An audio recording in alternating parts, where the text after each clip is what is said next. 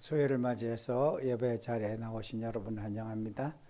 하나님께서 이 시간에도 큰 은혜를 베풀어 주실 줄 믿습니다. 기대를 가지시고 마음을 다해서 하나님께 예배 드리겠습니다. 390장입니다. 예수가 그늘이시니 390장을 찬송하시겠습니다. 예수가 그늘이시니 즐겁고 평안하구나. 주야의 자고 깨는 것 예수가 그늘이시네. 주날 항상 돌보시고 날 지니고 늘이시네.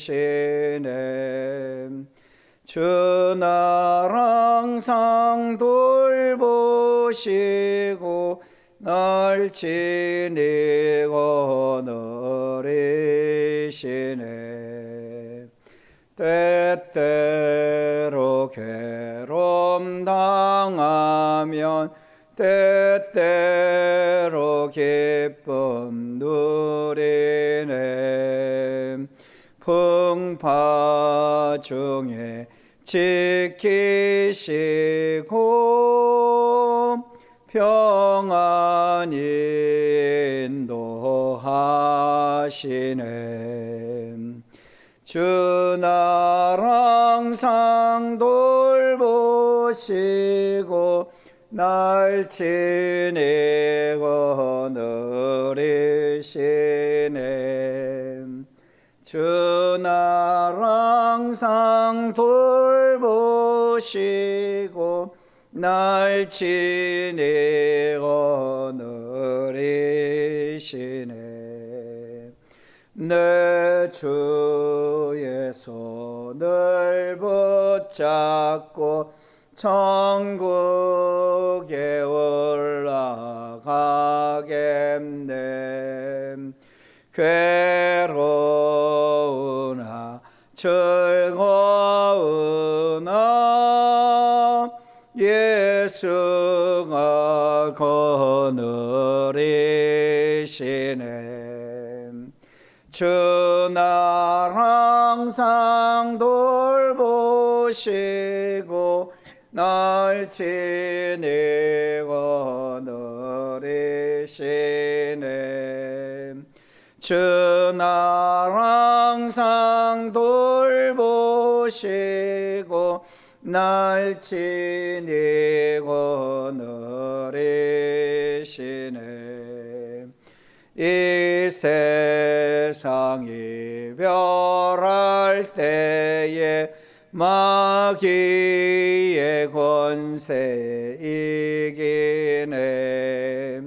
천국에 가는 그 길도 예수가 그늘이시네. 주날 항상 돌보시고 날 지니고 늘이시네. 주날 항상 돌보시고 날 지니고 늘이시네. 아멘.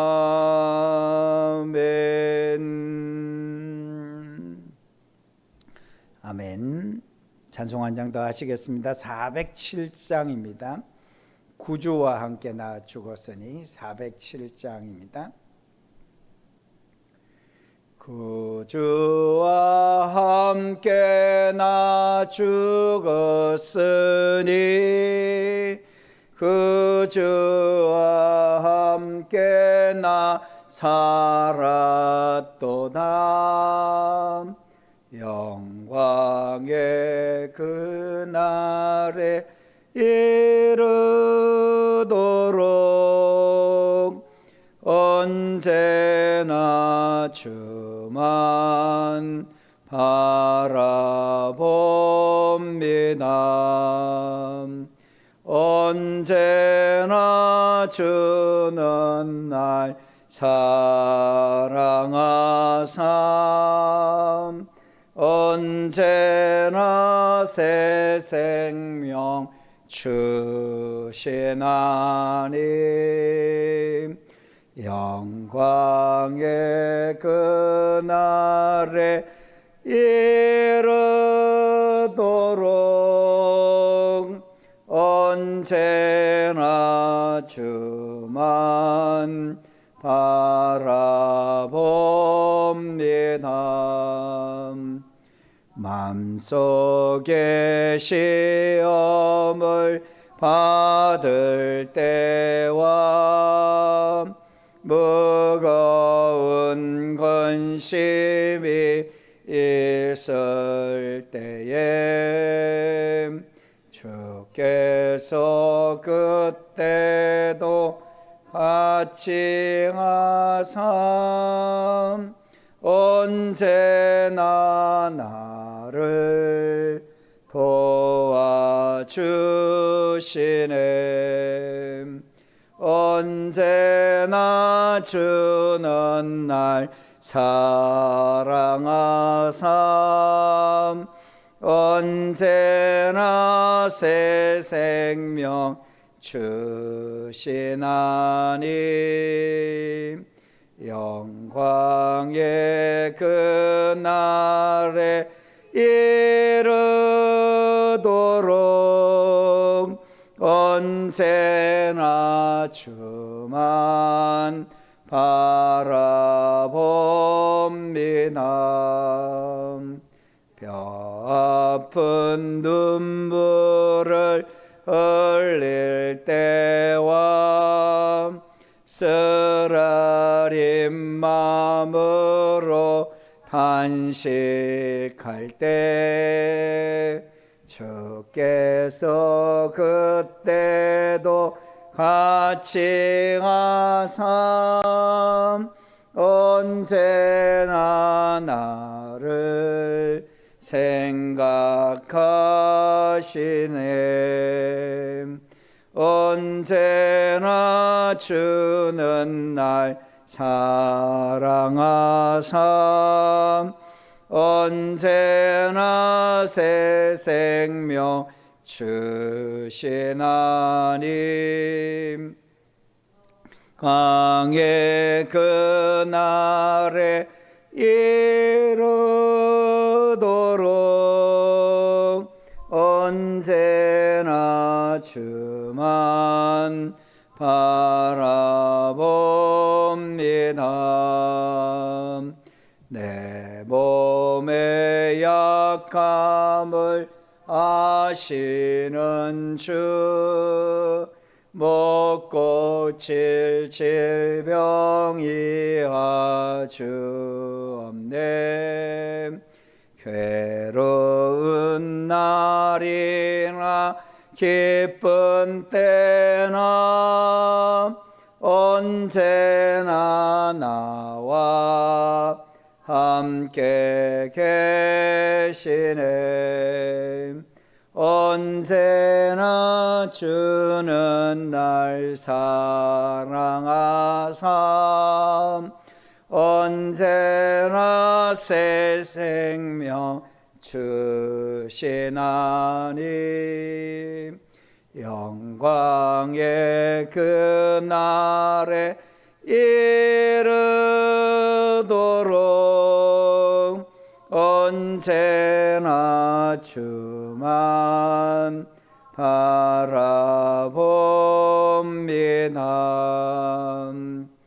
아멘.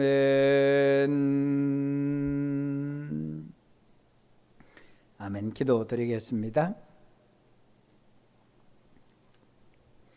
거룩하신 우리 하나님 아버지 감사합니다.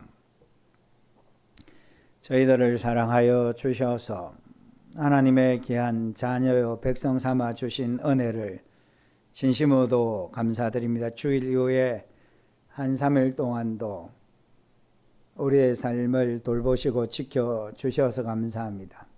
믿음 주셔서 이 시간 기억하여 하나님 앞에 예배 드릴 수 있게 하시니 감사합니다.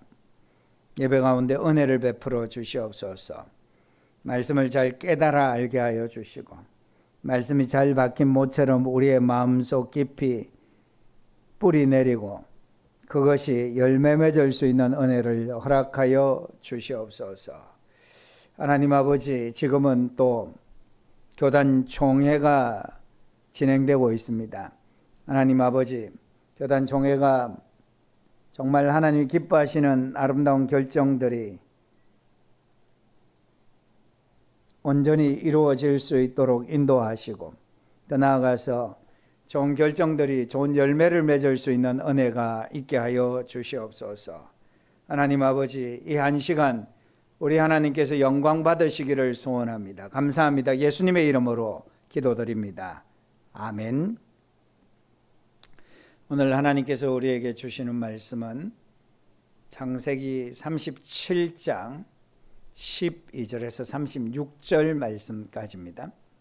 창세기 37장 12절에서 36절 말씀까지입니다. 교독하시면서 하나님의 말씀 봉독하시겠습니다. 구약성경 57페이지입니다. 창세기 37장입니다.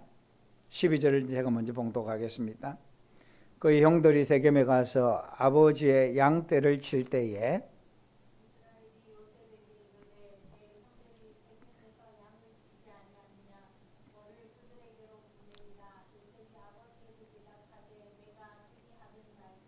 이스라엘이 그에게 이르되 가서 내 형들과 양떼가 다 잘 있는지를 보고 돌아와 내게 말하라 하고 그를 헤브론 골짜기에서 보내니 그가 세겜으로 가니라.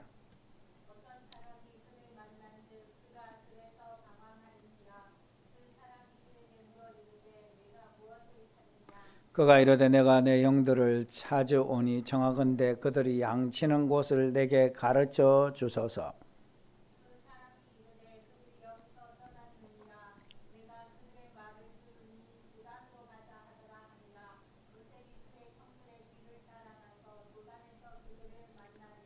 요셉이 그들에게 가까이 오기 전에 그들이 요셉을 멀리서 보고 죽이기로 꾀하여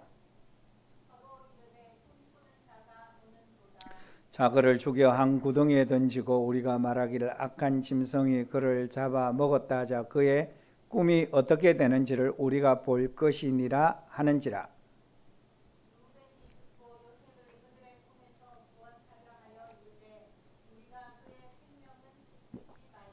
르벤이 또 그들에게 이르되 피를 흘리지 말라. 그를 광야 그 구덩이에 던지고 손을 그에게 대지 말라니 이는 그가 요셉을 그들의 손에서 구출하여 그의 아버지에게로 돌려보내려 함이었더라.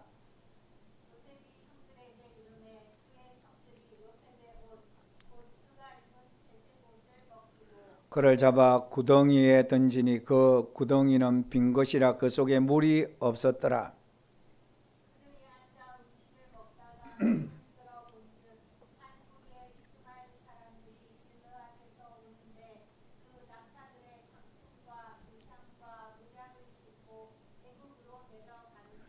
유다가 자기 형제에게 이르되 우리가 우리 동생을 죽이고 그의 피를 덮어둔들 무엇이 유익할까?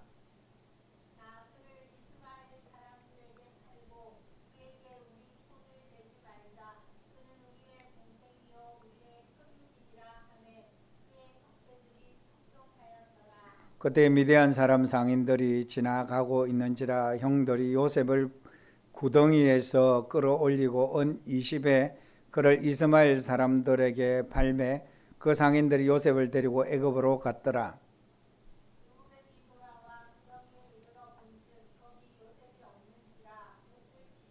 아우들에게로 되돌아와서 이르되 아이가 없도다. 나는 어디로 갈까?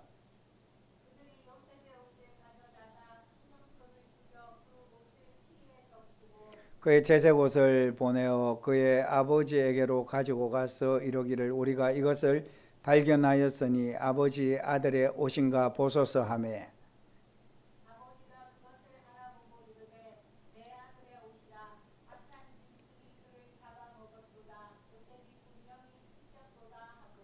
자기 옷을 찢고 굵은 배로 허리를 묶고 오래도록 그의 아들을 위하여 애통하니 그의 모든 자녀가 위로하되 그가 그 위로를 받지 아니하여 이르되 내가 슬퍼하며 스울로 내려가 아들에게로 가리라 하고 그의 아버지가 그를 위하여 울었더라. 36절 그 미디안 사람들은 그를 애굽에서 바로의 신하 진위대장 보디발에게 팔았더라.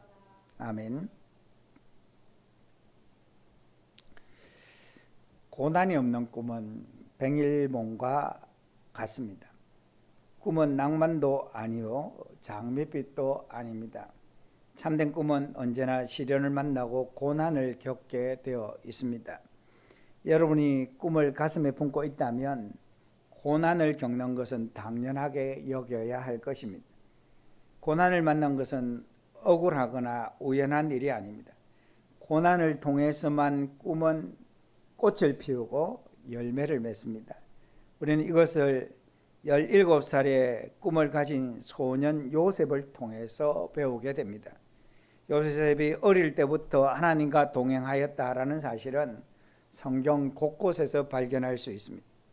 어떻게 17세의 사춘기 청소년이 이토록 거짓 없이 상처 없이 순결한 성경적인 자녀로 자랄 수 있었을까요?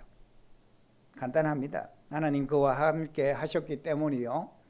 또한 요셉이 어릴 때부터 그 하나님을 신뢰했기 때문입니다. 믿음과 순종은 나이와 상관이 없습니다. 요셉은 순종하는 자녀였습니다. 그러나 맹목적인 순종은 아니었습니다. 그는 30세의 나이에 애굽의 총리가 될 정도로 정치적 능력과 실력이 있었던 사람이었습니다. 요셉은 리더십과 지혜와 실력이 있는 청소년이었습니다. 그런 요셉이 17살 때에 두 가지 꿈을 꿉니다. 한 번은 자기의 곡식단이 일어서 있는데 형들의 곡식단이 요셉의 단에 절을 하는 것이었습니다. 꿈은 조금만 시간이 지나도 다 잊어버립니다. 그러나 하나님의 꿈은 시간이 갈수록 분명해집니다. 10년이 20년이 지나도 변하지 않습니다. 하나님의 것이기 때문에 그렇습니다. 두 번째 꿈을 요셉이 꾸었습니다. 그 꿈은 해와 달과 11별이 요셉에게 절을 한 것이었습니다. 잘못 해석하면 아주 위험한 꿈입니다. 그러나 지울 수 없는 꿈이었습니다. 요셉은 자기 꿈을 이야기하면서도 그것이 무슨 내용인지 몰랐습니다. 그렇습니다. 하나님의 꿈은 우리가 전부 이해할 수 없습니다. 시작만 알 뿐이고 싹만 볼 뿐입니다. 그 나무와 열매와 영향력이 얼마나 큰지 다 해석할 수는 없습니다. 그러나 놀라운 사실은 13년 후 이 꿈이 사실이 되었다라는 것을 우리 모두가 알고 있습니다. 요셉이 꿈을 꿀 당시만 해도 그것은 암시적이고 상징적인 형태를 띱니다. 그러나 그것은 요셉에게 결정적인 영향력을 줍니다. 요셉 자신이 총리가 되는 것을 알았을까요? 아닙니다. 감옥에 들어갔을 때도 몰랐습니다. 그러나 그것은 하나님의 섭리였고 계획이었고 비밀이었다는 사실을 지나고 나서야 알았습니다. 여러분, 하나님의 섭리는 지나고 나서야 합니다. 예수님을 만나야 자신의 과거가 해석됩니다. 꿈을 가진 자는 현실의 고난 때문에 미래의 영광을 포기하지 않는 사람입니다. 그래서 꿈을 가진 사람들은 환경을 탓하지 않습니다. 사람을 미워하거나 환경을 원망하지 마십시오. 꿈을 가진 사람은 남이 가지 않은 길을 걷고 남이 하지 않는 말을 합니다. 꿈을 가진 사람들에게는 꿈을 성취하는 과정은 보이지 않습니다. 목표만 보입니다. 그래서 어려운 과정도 쉽게 갑니다. 가시에 찔리고 넘어지고 숨이 넘어갈 것 같아도 포기하지 않습니다. 현실의 고통이 아니라 미래의 목표, 약속이 보이기 때문입니다. 이제 우리는 요셉이 어떤 고난을 당하게 되는지를 알아보겠습니다. 12절에서 14절 말씀까지인데요. 다 같이 읽겠습니다. 그의 형들이 세겜에 가서 아버지의 양떼를 칠 때에 이스라엘이 요셉에게 이르되 내 형들이 세겜에서 양을 치지 아니하느냐 너를 그들에게로 보내리라. 요셉이 아버지에게 대답하되 내가 그리하겠나이다. 이스라엘이 그에게 이르되 가서 내 형들과 양떼가 다 잘 있는지를 보고 돌아와 내게 말하라 하고 그를 헤브론 골짜기에서 보내니 그가 세겜으로 가니라. 여러분, 세겜을 기억하십니까? 세겜은 야곱의 딸 디나가 강간당한 바로 그곳이지 않습니까? 그 사건 때문에 야곱의 두 아들은 하몰의 가족과 성 안에 있는 남자들을 속여 할례를 받게 한 후에 모두 죽였지 않습니까? 복수를 두려워한 야곱은 도망을 가게 되고 도중에 하나님을 만납니다. 그래서 그들이 안전하게 지금 살 수 있게 되었죠. 그런데 지금 야곱의 아들들이 양떼를 몰고 세겜으로 갔습니다. 그러니까 굉장히 위험한 지역에서 양을 치고 있는 것이죠. 그래서 야곱은 형들이 어떠한지 요셉에게 보고 오라고 지시한 것입니다. 요셉은 간단하게 그러하겠노라고 대답합니다. 여러분, 이것이 순종이죠. 여러분, 좋은 일이든 싫은 일이든 내가 그리하겠나이다라고 대답할 수 있었으면 좋겠습니다. 시간이 없다, 돈이 없다, 건강이 없다 이렇게 여러분 변명하지 마시고 요셉을 보십시오. 짧은 대답이었지만 요셉의 성품과 인격 속에 순종이 있음을 알 수 있습니다. 순종하는 사람은 하나님이 쓰시기에 편하죠. 항상 말이 많고 불평하는 사람은 하나님께서 쓰시기에 힘드시지 않겠습니까? 요나처럼 이런 핑계 저런 핑계 대면 하나님께서 징계도 하시고 막 여러 과정이 필요하지만 이런 요셉처럼 그리하겠습니다. 사실 요셉의 입장에서 혼자서 그 형들을 찾아가는 일이 어디 쉬웠겠습니까? 그럼에도 불구하고 아버지가 시키니까 순종했던 그런 모습처럼 저와 여러분도 하나님 말씀 앞에 이렇게 간단하고 단순하게 순종할 수 있기를 바랍니다. 이렇게 말한 사람이 또 있죠. 이사야 6장 8절에 보면 이사야가 하나님의 부르심에 뭐라고 대답합니까? 내가 여기 있나이다 나를 보내소서 이렇게 대답하는 것을 볼 수 있지 않습니까? 이어서 15절부터 17절을 읽겠습니다. 어떤 사람이 그를 만난 적 그가 들에서 방황하는지라 그 사람이 그에게 물어 이르되 내가 무엇을 찾느냐? 그가 이르되 내가 내 형들을 찾아오니 청하건대 그들이 양치는 곳을 내게 가르쳐 주소서. 그 사람이 이르되 그들이 여기서 떠났느니라. 내가 그들의 말을 들으니 도단으로 가자 하더라 하니라. 요셉이 그의 형들의 뒤를 따라가서 도단에서 그들을 만나니라. 요셉은 아버지 명령에 순종해서 갔지만 형들을 찾지 못했습니다. 형들을 찾기 위해 고생하고 있습니다. 그럼 18절에서 20절을 또 보시겠습니다. 읽겠습니다. 요셉이 그들에게 가까이 오기 전에 그들이 요셉을 멀리서 보고 죽이기를 꾀하여 서로 이르되 꿈꾸는 자가 오는도다. 자, 그를 죽여 한 구덩이에 던지고 우리가 말하기를 악한 짐승이 그를 잡아 먹었다 하자. 그의 꿈이 어떻게 되는지를 우리가 볼 것이니라 하는지라. 요셉의 순종 앞에 기다리는 것은 칭찬이나 축복이 아니었습니다. 요셉이 그렇게 애를 써서 찾아간 형들은 요셉을 환영하여 맞이하지 않았습니다.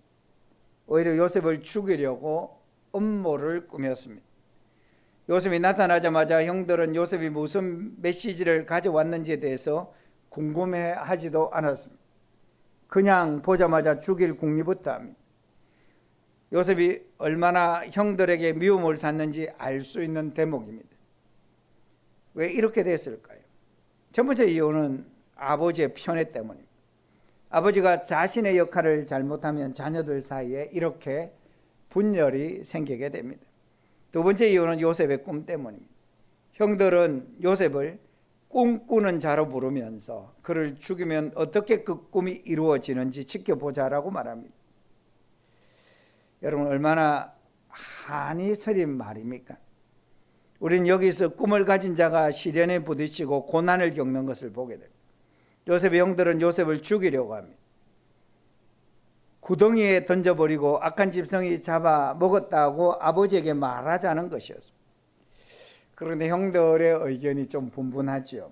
21절, 22절을 보고 같이 읽겠습니다. 르우벤이 듣고 요셉을 그들의 손에서 구원하려 하여 이르되 우리가 그의 생명은 해하지 말자. 르우벤이 또 그들에게 이르되 피를 흘리지 말자. 그를 광야 그 구덩이에 던지고 손을 그에게 대지 말라 하니 이는 그가 요셉을 그들의 손에서 구출하여 그의 아버지에게로 돌려보내려 함이었더라. 큰아들 르우벤은 조금 생각이 달랐습니다. 혼은 내되 죽이지는 말자고 제안합니다. 그런데 이제 문제는 무엇입니까? 요셉을 살려두면 또 그들이 했던 그 또 행동을 아버지에게 고할 것이 뻔했기 때문에 그를 살려둘 수 없다라는 의견이 주도하지요. 그래서 그 형 르우벤도 어쩔 수 없이 동의합니다. 여러분, 다수의 속성이 이런 것이지 않습니까? 분위기가 그렇게 만들어지면 다른 의견이 잘 먹혀 들어가지 않게 되어지죠. 그래서 이제 민주주의가 상당히 이런 점에서 좀 위험한 면이 있지 않습니까? 다수가 잘못된 생각을 하면 소수가 좋은 생각과 바른 생각을 해도 그걸 바로잡기가 참 어렵다는 것이지 않습니까? 계속해서 23절, 24절 보면 제가 읽겠습니다. 요셉이 형들에게 이르매 그 형들이 요셉의 옷고 그가 입은 채색 옷을 벗기고 그를 잡아 구덩이에 던지니 그 구덩이는 빈 것이라 그 속에 물이 없었더라. 형들은 요셉을 보자마자 옷을 벗기고 구덩이에 던져버렸습니다. 여러분, 요셉이 이 일을 당했을 때 얼마나 충격을 받았겠습니까? 25절에서 28절인데요. 제가 또 읽겠습니다. 그들이 앉아 음식을 먹다가 눈을 들어본 적 한 무리의 이스마엘 사람들이 길르앗에서 오는데 그 낙타들의 향품과 유향과 모략을 신고 애굽으로 내려가는지라. 유다가 자기 형제에게 이르되 우리가 우리 동생을 죽이고 그의 피를 덮어둔들 무엇이 유익할까? 자, 그를 이스마엘 사람들에게 팔고 그에게 우리 손을 대지 말자. 그는 우리의 동생이요 우리의 혈육이니라 하매 그의 형제들이 청종하였더라. 그때 미디안 사람 상인들이 지나가고 있는지라 형들이 요셉을 구덩이에서 끌어올리고 은 20에 그를 이스마엘 사람에게 팔매 그 상인들이 요셉을 데리고 애굽으로 갔더라. 마침 음식을 먹던 중에 애굽으로 가는 상인들을 만났습니다. 그래서 유다가 제안을 합니다. 요셉을 죽이지 말고 상인들에게 팔아버리자는 것이었습니다. 형제들은 동의했고 결국 요셉은 은 20에 팔려가게 됩니다. 참으로 억울한 고난이요 기막힌 운명입니다. 우리는 가끔 이런 현실들을 신실한 그리스도인들에게서 경험하는 것을 보게 됩니다. 우리 주위에는 이해할 수 없는 사건들이 줄줄이 일어나지 않습니까? 여러분, 29절에서 30절인데요. 같이 읽어보실까요? 르벤이 돌아와 구덩이에 이르러 본적 거기 요셉이 없는지라 옷을 찢고 아우들에게로 되돌아와서 이르되 아이가 없도다. 나는 어디로 갈까? 르벤이 돌아와 보니 요셉이 이미 팔려가고 없었습니다. 르벤은 통곡합니다. 여기서 31절에 35절까지인데요. 제가 읽겠습니다. 그들이 요셉의 옷을 가져다가 순념수를 죽여 그 옷을 피해 적시고 그의 채색 옷을 보내어 그의 아버지에게로 가지고 가서 이르기를 우리가 이것을 발견하였으니 아버지 아들의 옷인가 보소서 하며 아버지가 그것을 알아보고 이르되 내 아들의 옷이라 악한 짐승이 그를 잡아 먹었도다. 요셉이 분명히 찢겼도다 하고 자기 옷을 찢고 굵은 배로 허리를 묶고 오래도록 그의 아들을 위하여 애통하니 그의 모든 자녀가 위로하되 그가 그 위로를 받지 아니하여 이르되 내가 슬퍼하며 저울로 내려가 아들에게로 가리라 하고 그의 아버지가 그를 위하여 울었더라. 요셉의 형들이 아버지 야곱을 철저히 속입니다. 야곱이 그 아들들에게 쏘가 요셉이 죽은 줄로만 알고 너무나도 슬퍼합니다. 여러분, 요셉이 왜 이런 고난을 당했을까요? 왜 이런 일이 순결한 꿈을 지닌 요셉에게 일어났을까요? 아무리 질문해도 누구 하나 시원한 대답을 줄 수가 없습니다. 여러분, 우리는 예수님 믿지만 시원한 대답을 알 수 없는 그런 때가 많이 있지 않습니까? 그 누구에게 물어봐도 그 누구도 왜 그 일이 그 사람에게 일어났는지 설명하기가 어려운 상황들이 우리에게 있지 않습니까? 그럴 때 여러분, 성경을 억지로 해석하지 마십시오. 해석이 되지 않으면 그냥 기다려야 합니다. 나중에 지나보면 알 수 있게 됩니다. 인간의 지혜와 지식으로는 하나님의 뜻을 다 알 수가 없습니다. 그럴 때는 그냥 묵묵히 견디고 참고 기다릴 수밖에 없습니다. 모르는 것을 알기 위해서 그냥 난리 법석을 떨면 오히려 우리가 더 힘들어지게 됩니다. 이해할 수 없으면 그냥 알 때까지 기도하면서 기다려야 하는 것입니다. 그러면 그곳에 꽃이 피고 열매를 맺게 됩니다. 여러분, 그 후에 요셉의 운명은 어떻게 되었습니까? 36절 보시고 다 같이 읽겠습니다. 그 미디안 사람들은 그를 애굽에서 바로의 신하 친위대장 보디발에게 팔았더라. 놀라운 것은 요셉이 팔려갔는데 하필이면 애굽의 친위대장 집에 팔려간 것입니다. 여기서 우리가 배워야 할 결론이 있습니다. 알 수 없는 운명의 고난이 나를 집어삼킬 때 그 고난 속에 나타난 하나님의 손, 섭리를 보아야 한다는 것입니다. 알 수 없는 고난은 너무 큽니다. 하나님의 움직임은 너무 작아서 느껴지지 않습니다. 그런데 비밀이 거기 있습니다.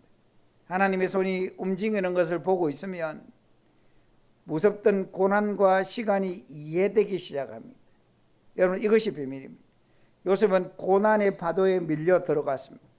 미래가 어떨지 깜깜합니다. 모든 것을 다 잃었습니다. 아버지와도 인연이 끊겼습니다.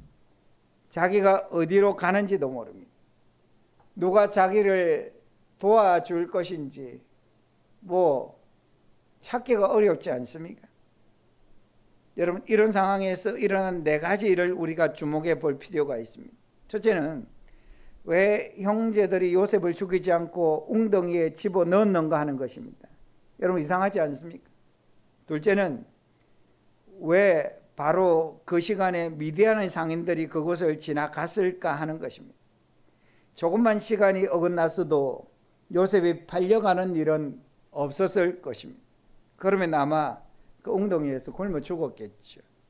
셋째는 왜 갑자기 유다를 통해 구덩이에 있던 요셉을 은 20에 팔았는가 하는 것입니다. 넷째는 애굽으로 팔려간 요셉이 왜 하필이면 친위대장인 보디발의 집으로 갔느냐 하는 것입니다. 정리해보면 99%는 그 의미를 해석하기 어려운 엄청난 고난이 요셉에게 있었는데 그 중에서 몇 가지 사건이 하나님의 뜻을 따라 그때그때 일어나고 있었다라는 것입니다. 그러니까 이것이 하나님의 섭리였다라는 것입니다. 저는 여러분들이 고난을 바라보지 말고 고난 속에서 하나님이 어떻게 피할 길을 주시고 어떻게 은혜를 베풀어 주시고 사람을 보내주시며 문제를 해결해 주시는지 하나님의 섭리에 관심을 가졌으면 좋겠습니다. 이것이 은혜의 서곡입니다. 여러분, 우리는 망하지 않습니다. 하나님께서 우리를 돌보시고 지키시고 섭리하시는 기 때문에 우리는 절대로 망하지 않습니다. 걱정하지 마십시오. 요셉을 향한 하나님의 계획은 요셉의 나이 30에 애굽의 총리가 되는 것입니다. 그렇기 때문에 왕의 친위대장인 보디발의 집으로 보내졌습니다. 은 20에 팔린 요셉은 언삽심에 팔린 예수님과 비슷합니다. 요셉은 다른 사람도 아니고 형제들에게 팔렸으며 예수님도 동족들에게 고난을 받으셨습니다. 사랑하는 여러분, 이제 우리는 이 요셉의 생애에 하나님이 어떻게 간섭해 주셔서 요셉을 만져주시고 보호해 주시고 위로해 주시고 격려해 주셔서 이 기막힌 최악의 상황에서 영광스러운 자리까지 하나님께서 인도하시는지 그 모습을 볼 것입니다. 여러분, 위대하신 하나님을 찬양하십시오.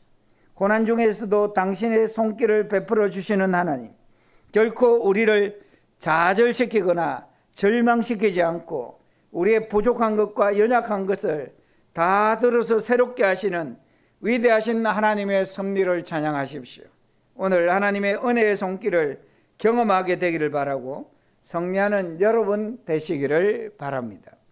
우리 408장을 찬송하시겠습니다. 주신 말씀을 생각하면서 408장을 찬송하시겠습니다. 나 어느 곳에 있든지 408장 함께 찬송하시겠습니다.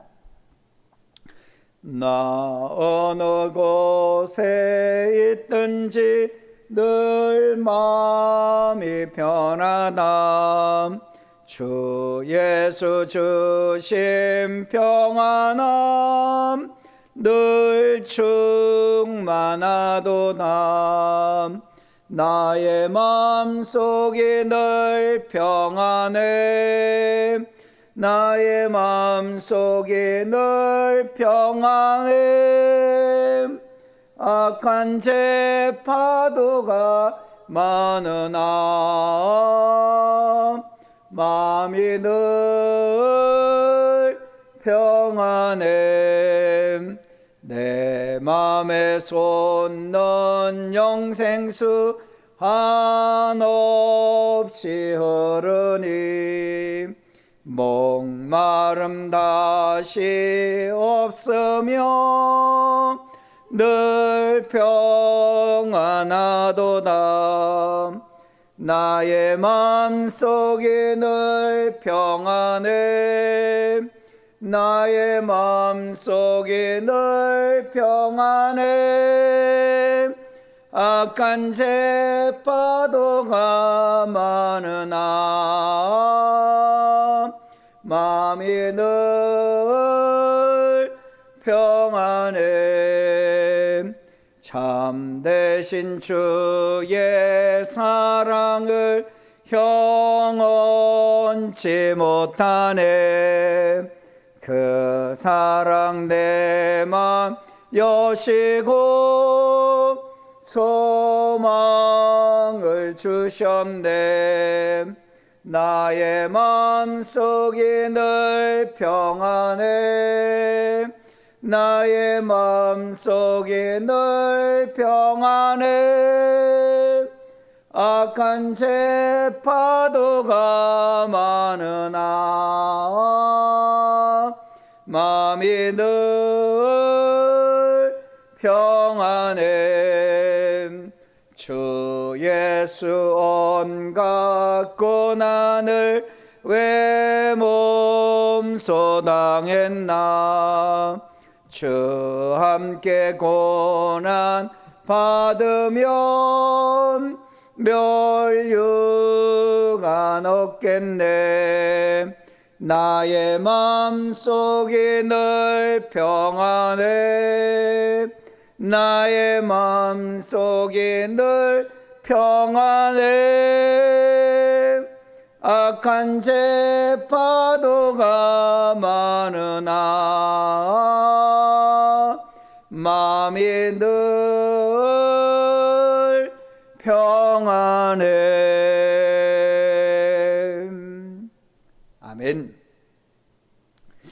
우리 다 같이 함께 기도하는 시간을 갖겠습니다.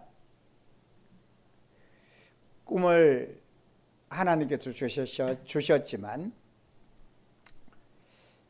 요셉의 삶은 형통한 것이 아니라 고난이 시작된 것을 볼 수 있습니다.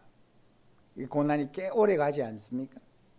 무려 13년 동안 말할 수 없는 고난을 요셉이 겪게 되어지는데요. 그러나 이 고난은 하나님의 섭리와 계획이었다는 것을 우린 성경을 통해서 아는데요. 우리가 선한 뜻을 품고 믿음으로 살고자 하고 하나님 주신 꿈을 가졌을 때도 고난이 우리에게도 얼마든지 있을 수 있다는 것을 보여줍니다. 여러분 이 시간 주신 말씀 붙들고 고난이 있더라도 그 고난 때문에 낙심하지 아니하고 하나님의 섭리와 계획이 있음을 믿고 고난 가운데서 이유를 알 수 없지만 묵묵히 믿음으로 기도하면서 잘 이겨낼 수 있도록 기도했으면 좋겠고요. 지금 교단 종회가 진행 중인데 교단 종회가 하나님의 은혜 가운데서 정말 아름다운 결정들과 또 열매가 있는 역사가 있도록 기도하시고 우리 교단 종회뿐만 아니라 또 우리 한국교회 전 교단들이 정말 하나님 앞에 바로 설 수 있도록 기도했으면 좋겠고요. 곧 추석 명절이 다가오는데 하나님께서 추석 명절에 정말 은혜 가운데서 성도들이 잘 보낼 수 있도록 이런 기도의 제목들을 중심으로 여러분 기도 제목과 함께 오늘 한 번만 같이 기도하는 시간을 갖겠습니다. 하나님 아버지 감사합니다. 하나님께서 오늘 말씀을 통해서 우리에게 또 교훈해 주셔서 감사합니다. 요셉이 하나님으로부터 꿈을 받았지만 그리고 아버지의 이 심부름에 순종해서 갔지만 형들이 요셉을 결과적으로는 애굽에 팔아버리는, 그래서 요셉이 본격적으로 고난을 겪게 되지는 일을 우리가 보았습니다. 우리가 이것을 보면서 하나님이 주신 꿈을 가진 사람도 고난이 있다라는 사실, 그러나 그 고난 가운데서는 하나님께서 꿈을 이루어 가시는 섭리요 과정이라는 것을 우리가 알게 됩니다. 주님, 우리가 선한 뜻을 품고 믿음을 가지고 하나님 주신 꿈을 품고 나아갈 때에도 우리에게 고난이 있고 어려움이 있고 환난이 있다 할지라도 이 요셉의 경우를 생각하면서 낙심하지 않게 하여 주시고 좌절하지 않게 하여 주시고 묵묵히 참고 기다리고 때가 오면 하나님 결국은 하나님의 꿈이 이루어지는 것을 우리가 믿게 하여 주시옵소서. 교단 총회가 하나님 계속해서 진행되고 있습니다. 은혜 가운데 잘 맞춰질 수 있게 하나님께서 기뻐하시는 결정들이 이루어지고 또 열매들로 나타날 수 있도록 주여 인도하여 주시옵소서. 하나님 아버지 간절히 기도합니다. 또한 인도하여 주시옵소서. 주여 한국교회의 모든 교단들이 하나님 앞에 바로 설 수 있도록 주님 은혜를 베풀어 주시옵소서. 하나님 아버지, 또 추석 명절이 또 한 주 앞으로 다가왔습니다. 주의 명절을 성도들이 잘 보내게, 경건하게 보내게 하여 주시고 또 가족들 만났을 때 사랑의 온전한 교제가 이루어지시, 또 서로 화목하고 또 회복되는 역사가 있도록 주여 인도하여 주시옵소서. 하나님, 우리 교회가 열매 맺는 교회가 되기를, 복음 전하는 교회가 되기를 원합니다. 또 교회가 은혜롭게 부흥하며 성장할 수 있도록 주여 인도하여 주시옵소서. 성도들의 삶을 주님께서 지켜 주시옵소서. 감사합니다. 예수님. 하나님 아버지 감사합니다. 오늘도 귀한 말씀 주셨습니다. 하나님으로부터 주신 꿈을 가진 요셉이 본격적인 고난의 길에 접어드는 모습을 우리가 보면서 주님, 우리의 삶에 고난이 찾아올 때에 거기에 하나님의 섭리와 또 하나님의 계획이 있음을 우리가 생각할 수 있습니다. 주님, 우리가 이해할 수 없는 고난이 우리의 삶 속에서 얼마든지 일어납니다. 그럴 때에 우리가 전적으로 하나님을 신뢰하면서 하나님의 뜻이 분명해질 때까지 잘 참고 인내하며 기다릴 수 있게 하여 주시옵소서. 결국은 하나님의 뜻이 이루어질 것입니다. 그것을 믿음으로 바라볼 수 있는 저희들 되게 하여 주시옵소서. 교단 총회가 진행 중에 있습니다. 은혜롭게 잘 진행되게 하시고 정말 주님 기뻐하시는 결정들을 하고 그것들이 또 실제로 잘 진행되어서 교단이 바로 서고 또 교단이 새롭게 되어지고 교단교회가 더 부흥하게 되어지고 또 힘을 얻는 역사가 있게 하여 주시고 우리 교단뿐만 아니라 한국교회 전반적으로 다 새롭게 되어질 수 있도록 주의 은혜를 더하여 주시옵소서. 주님, 추석 연휴가 다가옵니다. 사랑하는 성도들이 기도하는 가운데 이 연휴를 잘 맞이하고 또 원건 각처 이동할 때 안전을 지켜주시고 가족들이 더욱더 화목하고 사랑이 넘칠 수 있도록 주여 인도하여 주시옵소서. 하나님 아버지, 사랑하는 성도들의 기도의 제목들 아십니다. 다 응답하여 주시고 주일이 될 때까지 성도들 삶이 복되게 하여 주시고 깨어 기도하고 말씀 묵상하는 일에 더욱더 힘쓸 수 있게 하여 주시옵소서. 우리 하나님께 우리의 모든 삶을 다 맡깁니다. 선하게 인도해 주실 줄 믿습니다. 감사합니다. 예수님의 이름으로 기도드립니다. 아멘. 하늘에 계신 우리 아버지, 아버지의 이름을 거룩하게 하시며 아버지의 나라가 오게 하시며 아버지의 뜻이 하늘에서와 같이 땅에서도 이루어지게 하소서. 오늘 우리에게 일용할 양식을 주시고 우리가 우리에게 잘못한 사람을 용서하여 준 것 같이 우리 죄를 용서하여 주시고 우리를 시험에 빠지지 않게 하시고 악에서 구하소서. 나라와 권능과 영광이 영원히 아버지의 것입니다. 아멘. 감사합니다. 이상으로 수요 예배 마쳤습니다. 남은 한 주간 평안하게 잘 보내시기를 바랍니다. 감사합니다.